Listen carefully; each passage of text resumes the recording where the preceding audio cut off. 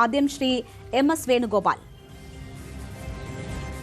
വലിയ സ്ഫോടനങ്ങൾക്ക് ഈ ഭീകര സംഘം പദ്ധതിയിട്ടിരുന്നു എന്നതിൻ്റെ ഞെട്ടിപ്പിക്കുന്ന വിവരങ്ങളാണ് ഇപ്പോൾ NIA അന്വേഷണം ഏറ്റെടുത്ത് സ്പെഷ്യൽ ഇൻവെസ്റ്റിഗേഷൻ ടീം രൂപീകരിച്ച് നടത്തുന്ന വിവരശേഖരണത്തിൽ വെളിവാകുന്നത്. ഇതൊരു ഭീകരാക്രമണം എന്ന സ്ഥിരീകരണം കേന്ദ്രത്തിന്റെ ഭാഗത്തു നിന്നും ഉണ്ടായിട്ടുണ്ട്.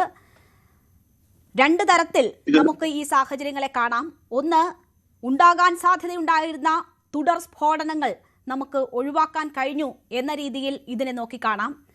അല്ലെങ്കിൽ തന്ത്രപ്രധാനമായ ഡൽഹിയിൽ ഈ സ്ഫോടനം ഒഴിവാക്കാൻ കഴിഞ്ഞില്ല എന്ന സുരക്ഷാ വീഴ്ചയായും ഇതിനെ വിലയിരുത്താൻ കഴിയും. താങ്കൾ എങ്ങനെയാണ് ഈ വിഷയത്തെ സമീപിക്കുന്നത്?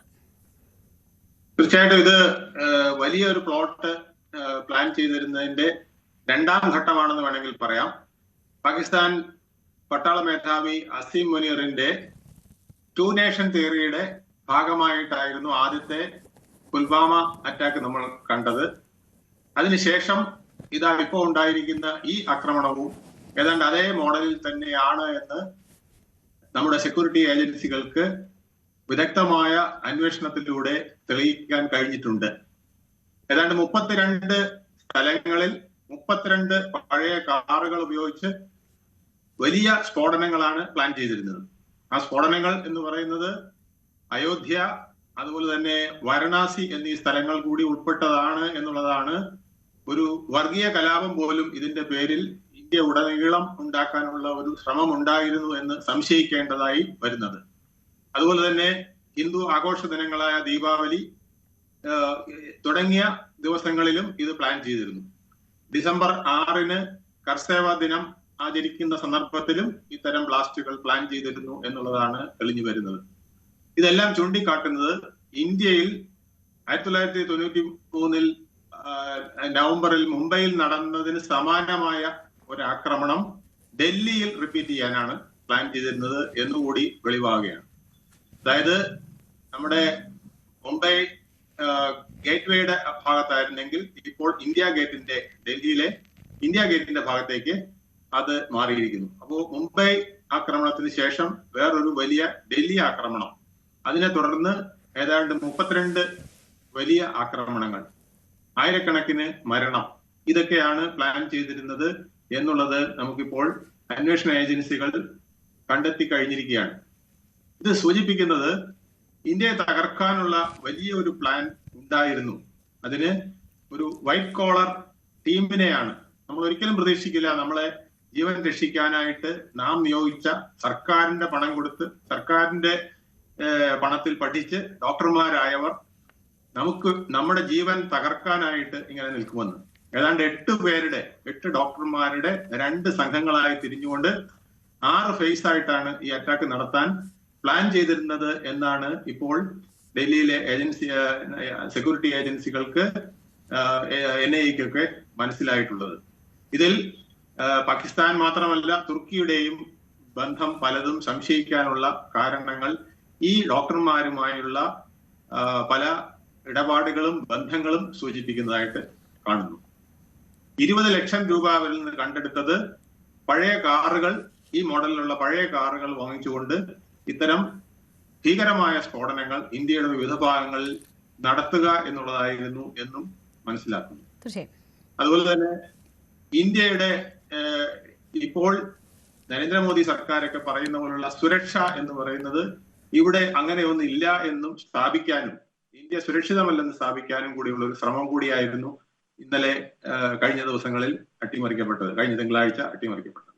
അത് നമ്മുടെ സെക്യൂരിറ്റി ഏജൻസികളുടെ ഒരു വലിയ അന്വേഷണ സംഘത്തിന്റെ ശ്രമഫലമായിട്ടാണ് ഇതെല്ലാം തകർക്കാൻ നമുക്ക് കഴിഞ്ഞത് എന്നുള്ളത് നമുക്ക് ആശ്വാസം നൽകുന്ന കാര്യങ്ങളാണ്. 32 ആക്രമണങ്ങൾ നടന്നിരുന്നെങ്കിൽ ഒരുപക്ഷെ ഇന്ത്യ മുഴുവൻ വ്യാപിക്കുന്ന വിധത്തിലുള്ള ഒരു വലിയ പ്രശ്നമായും പ്രക്ഷോഭമായും വർഗീയ കലാപമായും ഒക്കെ പൊട്ടിപ്പുറപ്പെടാനുള്ള സാധ്യത ഏറെയായിരുന്നു. അതിൽ നിന്ന് നമ്മുടെ രാജ്യം രക്ഷപ്പെട്ടു എന്ന് വേണം നമുക്ക് ഈ ഒരു സംഭവത്തിന്റെ ഇപ്പോഴത്തെ അവസ്ഥയിൽ നമുക്ക് മനസ്സിലാക്കാം. തീർച്ചയായും ശ്രീ എം.എസ്. വേണുഗോപാൽ, പക്ഷേ ഇവിടെ ഈ മൊഡ്യൂളിനെ ഐഡന്റിഫൈ ചെയ്യുന്നു. ജമ്മു കാശ്മീർ പോലീസ് അതിൽ നിർണായകമായ നീക്കങ്ങൾ നടത്തിയതാണ്. ആദ്യ സൂചനകളിൽ നിന്ന് തന്നെ യഥാർത്ഥത്തിൽ ഈ ഭീകരാക്രമണം ആസൂത്രണം ചെയ്തവരിലേക്ക് തന്നെ എത്തുന്ന തരത്തിലുള്ള നിരീക്ഷണം അവരുടെ ഭാഗത്തു നിന്നും ഉണ്ടായതാണ്. പക്ഷേ ഡൽഹിയിൽ അവർ എത്തുകയും അതിലെ തന്നെ ആളുകളെ പിടികൂടിയതിനു ശേഷവും അന്ന് രാജ്യത്തെ നടുക്കുന്ന തരത്തിലൊരു സ്ഫോടനം സാധ്യമാവുകയും ചെയ്തു എന്നത് ഒരു വീഴ്ചയായി ചൂണ്ടിക്കാണിക്കപ്പെടുന്നുണ്ട്. അത് ഒരു ഭാഗത്ത് നോക്കൂ, ഈ ആക്രമണം ഉണ്ടാകുമ്പോൾ തന്നെ അതിന് തെരഞ്ഞെടുത്ത സ്ഥലം, ഉണ്ടായ രീതി, ആ കാഷ്വാലിറ്റി, അതിൻ്റെ എല്ലാ സാധ്യതകളും ഇതൊരു ഭീകരാക്രമണം എന്നതിലേക്ക് തന്നെ സൂചനകൾ നൽകിയിരുന്നതാണ്. പക്ഷേ ഏതാണ്ട് 50 മണിക്കൂർ പിന്നിട്ടതിന് ശേഷമാണ് ഇന്ത്യ ഇക്കാര്യത്തിൽ ഇതൊരു ഭീകരാക്രമണമാണ് എന്ന ഔദ്യോഗിക സ്റ്റേറ്റ്മെന്റ് നടത്തുന്നത്. അത് ഒരു വീഴ്ചയായി ഇപ്പോൾ കോൺഗ്രസ് ചൂണ്ടിക്കാട്ടുന്നു. എന്തിനാണ് ഇത്രയും സമയം ഇന്ത്യ എടുത്തത് എന്ന ഒരു ചോദ്യം, അല്ലെങ്കിൽ കേന്ദ്രം എടുത്തത് എന്നൊരു ചോദ്യം പല കോണിൽ നിന്നും ഉയരുകയാണ്. അത് കൂടുതൽ കൃത്യത വരുത്താനാണോ, അതൊരു ലാബ്സ് ആണോ? എന്താണ് താങ്കൾക്ക് തോന്നുന്നത്? ഇതെല്ലാം ചൂണ്ടിക്കാട്ടുന്നത് നമ്മുടെ മൊസാദിന്റെ തലവൻ മുമ്പ് പറഞ്ഞിട്ടുണ്ട്, 1000 ആക്രമണങ്ങളെ ഞങ്ങൾ ചെറുത്ത് തോൽപ്പിച്ചാലും ഒരെണ്ണം സംഭവിച്ചാൽ അത് മുഴുവൻ ഞങ്ങളുടെ തലയിൽ തന്നെ വരുമെന്ന്. അപ്പൊ അതുപോലെയാണ് നമ്മുടെ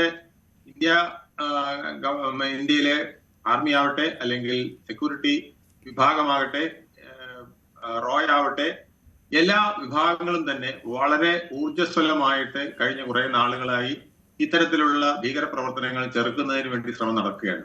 നമ്മുടെ പ്രധാനമന്ത്രി തന്നെ പഹൽഗാമിന് ശേഷം പറഞ്ഞത്, ആക്രമണത്തിന്റെ അവസാനത്തിന് ശേഷവും പറഞ്ഞത്, നമ്മൾ ഓപ്പറേഷൻ സിന്ദൂർ അവസാനിപ്പിച്ചിട്ടില്ല എന്നുള്ളതാണ്. കാരണം അദ്ദേഹത്തിന് അല്ലെങ്കിൽ ഇന്ത്യ ഗവൺമെന്റിന് വിദേശത്ത് നിന്നും സ്വദേശത്ത് നിന്നുമുള്ള സെക്യൂരിറ്റി ഏജൻസികളുടെ വളരെ ശക്തമായ ഇൻഫർമേഷൻ ഉണ്ടായിരുന്നു എന്നാണ് മനസ്സിലാക്കുന്നത്. ഇനിയും ഇത്തരം സബോട്ടേജുകൾ ആരംഭിക്കാനും അല്ലെങ്കിൽ പലയിടത്തും നടത്താനുമുള്ള സാധ്യതകൾ നിലവിലുണ്ട് എന്നുള്ളത്. ആ സാധ്യതകൾ പല വിധത്തിൽ നമ്മുടെ സെക്യൂരിറ്റി ഏജൻസികൾ തടുത്തുകൊണ്ടേയിരുന്നു. ഇപ്പോഴേ ഉണ്ടായ ബ്ലാസ്റ്റ് പോലും ശരിക്കും പറഞ്ഞാൽ അത് അവിടെ അല്ലല്ലോ പ്ലാൻ ചെയ്തിരുന്നത്. അവർ പ്ലാൻ ചെയ്തിരുന്നത് തിരക്കേറിയ ജനസാന്ദ്രമായ കേന്ദ്രങ്ങളിൽ ഭീകരമായ ആക്രമണങ്ങളാണ് പ്ലാൻ ചെയ്തിരുന്നത്. അതായത് മുംബൈയിൽ ഏതാണ്ട് 300ഓളം പേരാണ് മരിച്ചതെങ്കിൽ ഇത് ആയിരക്കണക്കിന് ആളുകൾ മരിക്കുന്ന വിധത്തിലുള്ള വിവിധ പ്രദേശങ്ങളിലെ സ്ഫോടനങ്ങളാണ് പ്ലാൻ ചെയ്തതെന്ന് ഇപ്പോൾ നമ്മൾ കണ്ടെത്തിയിരിക്കുകയാണ്. അപ്പൊ അതിന്റെ തീവ്രത എത്രമാത്രമായിരുന്നു, പിന്നെ ഇത് ആരാണ് നടത്തിയതെന്നുള്ളത് നമ്മൾ പ്രധാനമായിട്ട് ആലോചിക്കേണ്ടതാണ്.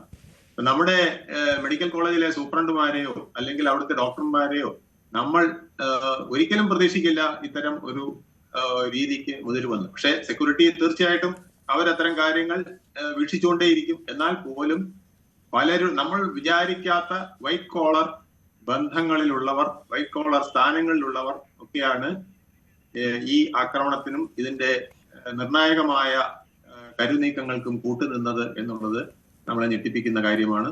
ഇത് മനസ്സിലാക്കാതെ പലരും പല വിധത്തിലുള്ള വ്യാഖ്യാനങ്ങൾ നടത്തുന്നത് ഖേദകരമാണ്. ഇതിന് വേറൊന്നും നിർവചിക്കാൻ കഴിയാത്തത് കൊണ്ടായിരിക്കും, ഇല്ലെങ്കിൽ എനിക്ക് തോന്നുന്നത് ചിലപ്പം കേരളത്തിൽ തദ്ദേശ സ്വയംഭരണ സ്ഥാപന തെരഞ്ഞെടുപ്പ് നടക്കുന്നത് കൊണ്ടാണ് ഇത് സൃഷ്ടിച്ചതെന്ന് വരെ പറയാൻ നമ്മുടെ നാട്ടിലെ ആളുകളുണ്ട്. അത്തരത്തിലുള്ള പല വ്യാഖ്യാനങ്ങളും നമ്മുടെ സോഷ്യൽ മീഡിയയിലൊക്കെ പലയിടത്തും കണ്ട് നമ്മൾ അതിശയിച്ചിട്ടുമുണ്ട്. കാരണം നമ്മുടെ ആൾക്കാരുടെ ഈ പക്ഷപാതപരമായ ചില സമീപനങ്ങൾ നമുക്ക് അതിശയിപ്പിക്കുന്നതാണ്. അത് രാഷ്ട്രീയത്തിനാവാം, നമ്മുടെ തെരഞ്ഞെടുപ്പുകൾക്കാവാം, തെരഞ്ഞെടുപ്പിന് ഭാഗമായുള്ള മത്സരങ്ങൾക്കാവാം. പക്ഷെ രാജ്യത്തെ സംബന്ധിച്ചതാകുമ്പോൾ, രാജ്യത്തിന്റെ സുരക്ഷയെ സംബന്ധിച്ചതാകുമ്പോൾ ഇത് പറയുന്നവർക്കും കേൾക്കുന്നവർക്കും അനുഭവിക്കുന്നവർക്കും എല്ലാം ഒരുപോലെ ബാധകമാകുന്നതാണ് എന്നുകൂടി ഓർക്കാത്തത് വലിയ കഷ്ടമാണ്. രാഷ്ട്രത്തിനെ സംബന്ധിച്ച് വരുമ്പോൾ അതിനകത്ത് രാഷ്ട്രീയമോ അല്ലെങ്കിൽ കുറ്റപ്പെടുത്തലുകളോ അല്ല വേണ്ടത്. അതിനു പകരം അവിടെ ഒന്നിച്ചു നിന്ന് പോരാടുകയാണ്. നമ്മള് ഓപ്പറേഷൻ സിന്ദൂറിന്റെ സമയത്തും അതിനുശേഷവും ഇത് തന്നെയാണ് കണ്ടുകൊണ്ടിരുന്നത്.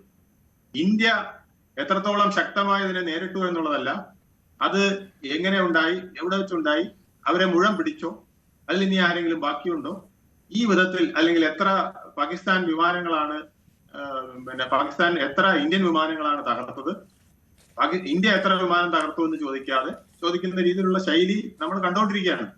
ഇതൊക്കെ നമ്മുടെ സങ്കുചിത കക്ഷി രാഷ്ട്രീയം എന്നതിനപ്പുറം മറ്റൊന്നുമില്ല എന്ന് ഇന്ത്യയിലെ ജനങ്ങൾ കണ്ടിട്ടുണ്ട്, തള്ളിക്കളഞ്ഞിട്ടുണ്ട്.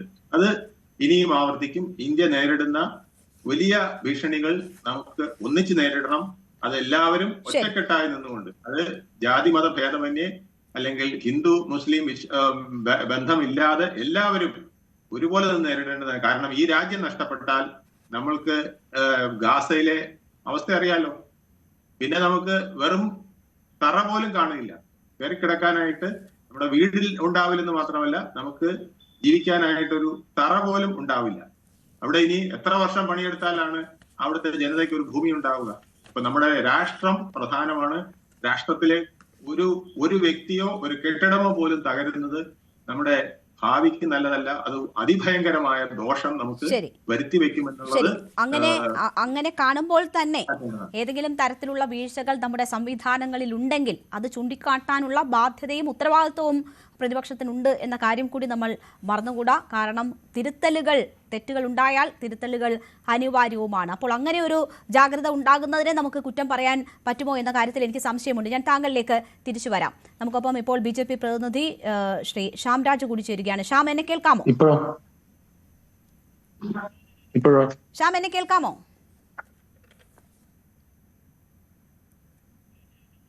ശ്യാംരാജ്, എന്നെ കേൾക്കാമോ?